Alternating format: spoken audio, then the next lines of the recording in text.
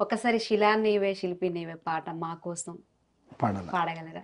అయ్యో! విన్నట్ షూర్. అయ్యా! అది నా శిలా నీవే శిల్పి నీవే శిల్పము నీవే సృష్టిలో నిన్ను నువ్వు మలుచుకుంటూ నిలిచిపో చరితలో పుడమిలో అణువణువు నీదే పరవశించుట నేర్చుకో జీవితం ఇక మళ్ళీ రాదు సార్థకం చేసుకో శిలా నీవే శిల్పి నీవే శిల్పము నీవే సృష్టిలో పాడి పంటలు పసిడి రాసులు ఆలమందలు పాలధారలు గరక పువ్వులు గడ్డి పాన్పులు తుమ్మెదలు తూనీగ నవ్వులు ఎన్నో ఉండి ఏమి లేదని బాధపడతావెందుకో జీవించడంలో ఉన్న మధురిమ తెలుసుకోలేవెందుకో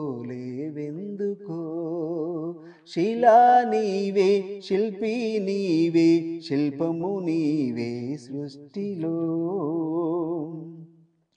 పండు వెన్నెల నిండు పున్నమి సంధ్య వెలుగులు ఇంద్రధనసులు సూర్య చంద్రులు క్రాంతిధారలు విశ్వమున విరబూసే తారలు పుడమి ఎంత గొప్పదో మన పుట్టుకెంత భాగ్యమో పుడమి ఎంత గొప్పదో మన పుట్టుకెంత భాగ్యమో శిలా నీవే శిల్పి నీవే శిల్పము నీవే సృష్టిలో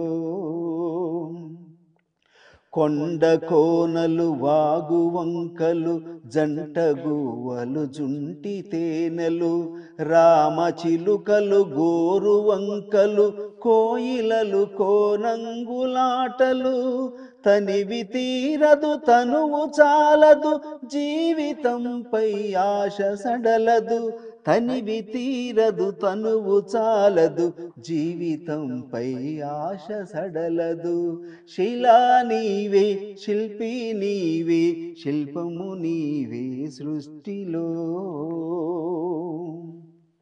వెలుగులను వేటాడు చీకటి చీకటిని చెండాడు వెలుగులు పగలు రాత్రి రాత్రి పగలు జనన మరణం మరణ జననం క్షణము క్షణముక మధుర గానం జీవితం చిగురాకు తరుణం క్షణము క్షణముక మధుర గానం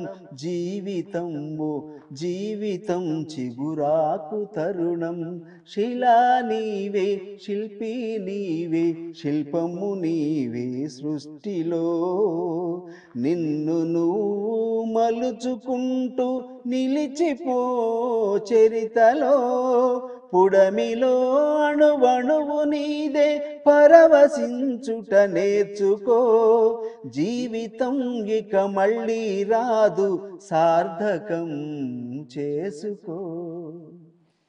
అబ్బబ్బబ్బబ్బబ్బబ్బబ్బ! ఎంత హాయిగా ఉంది సార్ మీ గొంతులో. నిజంగా మీ గొంతు ఫ్యాన్ నేను.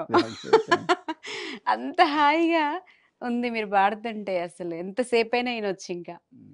మీ వాయిస్‌లో కూడా చాలా బాగుంది. మీరే అసలు పాడితే బాగుండేదేమో అనిపిస్తుంది నాకు. అంటే కొన్ని పాటలు కొంతమంది గాయకులు పాడితేనే దానికి జీవం పోసినట్టు ఉంటుంది. ఇప్పుడు అందరూ పాడతాం అట్లా కాదు. జేసుదాస్ గారు విజయ్ జేసుదాస్ గారు పాడటం వల్ల అది చాలా ప్లస్ అయింది వాస్తవం. ఆయన గొంతు ఒక అమృతం పోసినట్టు కాబట్టి అందుకే కదా నేను సంగీత దర్శకుడినయ్యి అతన్ని సెలెక్ట్ చేసుకోవటం ఒక విషయం. ఎక్సలెంట్.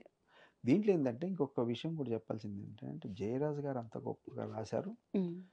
బొమ్మకు మురళి అని ప్రొడ్యూసరు దానికి చాలా ఖర్చు పెట్టి చేశారు. అవును, అది అడుగుదాం అనుకుంటున్నా. ఈ పాటకి ఎంత ఖర్చు వచ్చింది సార్ అసలు? అంటే చాలా ఖర్చు పెట్టాము.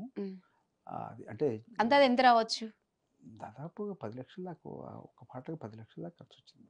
అంత వచ్చిందా సార్ దీనికి అంటే ఖర్చు? బొమ్మకు మురళి కదా ప్రొడ్యూసర్ గారు, ఆయన ఏమన్నాడంటే ఈ పాట ప్రజల్లోకి పోతే చాలు నాకు డబ్బులు అక్కర్లేదు, నేను ఎంతైనా ఖర్చు పెడతాను దీనికి అంటేనే అది అన్ని రోజులు ప్రతీదీ చేసుకుంటూ చాలా అసలు ఎంత కష్టం అంటే ఆ పాట చేయడానికి చాలా కష్టపడ్డాం వాస్తవం చెప్పాలంటే. సార్.